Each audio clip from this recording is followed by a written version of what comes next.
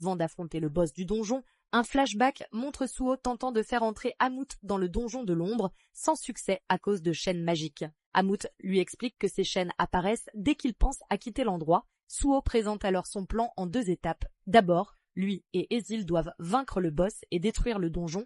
Ensuite, ils doivent supprimer le support des chaînes afin de les rendre inutiles. Une fois libéré, Amut pourra les rejoindre avec Beru et tous entrer dans le donjon de l'ombre pour échapper à son effondrement. Amut s'inquiète de l'échec possible si l'une des conditions n'est pas remplie, mais Suho affirme avoir prévu une solution de secours. Amut accepte, préférant tenter de sortir plutôt que de rester prisonnier. De retour dans la salle du boss, on voit Sika attaquer sans avertissement, projetant une sphère massive de sable vers Suho. Elle explose en plein air, libérant une bête de sable gigantesque qui rugit en chargeant sa proie.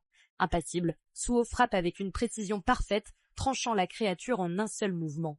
Mais il est difficile de s'approcher de lui à cause du sable. En voyant son nom inscrit en rouge, il pense qu'il est au moins de rang A. On voit alors Ezil lancer son épée vers le boss, et Suho utilise l'autorité du souverain sur l'arme pour attaquer Sika. Mais ce dernier dévie l'attaque d'un revers de main. Suho ne peut approcher, et ses réserves de mana s'amenuisent. Le temps presse. Comprenant l'urgence, Suho appelle leur dernier recours. Il se tourne vers Ezil et l'exhorte à activer leurs compétences de lien. Ravi de pouvoir enfin utiliser ce qu'elle a perfectionné avec tant d'acharnement, Ezil libère sa puissance. La compétence de lien, désormais maîtrisée grâce à un entraînement incessant dans le donjon des ombres, fusionne leurs énergies en une seule force. On apprend que si elle tue une bête démoniaque, son âme est absorbée en elle, ce qui augmente le taux de chargement de la compétence. La transformation submerge alors Suho, propulsant sa puissance vers de nouveaux sommets. Épuisé, Ezil s'effondre au sol, priant pour que son sacrifice suffise. Sika, sentant cette montée de puissance écrasante, se prépare à l'affrontement.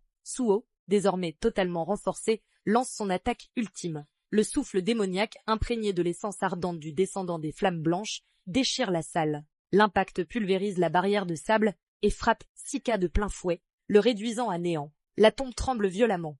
Au loin, Amut et Beru ressentent les secousses et comprennent instantanément que le donjon s'effondre.